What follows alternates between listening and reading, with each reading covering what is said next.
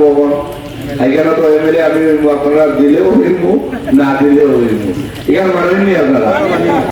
ইনি হচ্ছেন রাতাবাড়ি বিধানসভা সমষ্টির বিজেপি প্রার্থী বিজয় মালাকার। মুখ্যমন্ত্রীর মতো তারও সংখ্যালঘু ভোটে লাগে না। তিনি বলছেন আপনারা ভোট দিলেও জিতবো না দিলেও জিতবো। পুরো ভিডিওটি আগে শুনুন। আপনারা দরকার আছে কি আছে না এই রাস্তাটা কে করবো এখানে তো এমএলএ আমি আপনারা দিলেও হইমু না দিলেও হইমু এখানে মানেননি আপনারা। হ্যাঁ আমরা দিলেও আমি এমএলএ না দিলেও এমএলএ। 1919 আমি ইলেকশন খেলছি, আমি ভোট পাইছি প্রায় 22,000 মাইনরিটি সমাজের ভোট। 2021 খেলছি 4,000 হয়েছি। পরবর্তী সময় পঞ্চায়েত আপনারা আমাদের সংগঠিত এমপি ইলেকশন আপনারা 18,000 ভোট দিচ্ছেন।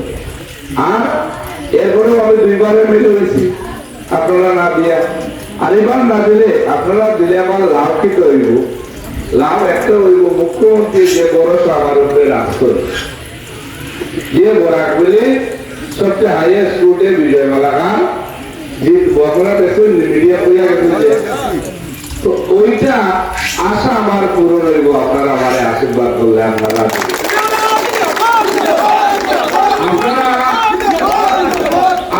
আমার এমএলএ বানাবেন লাগে দিতে লাগতো না। আমি মনে করেন এমএলএ হইয়া গেছি, এটা উপরওয়ালা আমার ভগবানে আশীর্বাদ করে আমি এই সমষ্টির এমএলএ হয়ে গেছি। যেদিন আমার নমিনেশন জমা দিচ্ছি এদিনও হয়ে গেছে।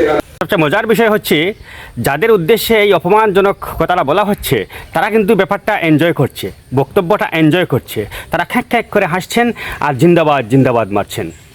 অনেকে এদের নির্লজ্জ বলছে, আমি কিন্তু বলছি না, অনেকে এদের নির্লজ্জ বলছে। আপনি কি বলছেন সেটা কমেন্ট করে জানাতে পারেন। ধন্যবাদ।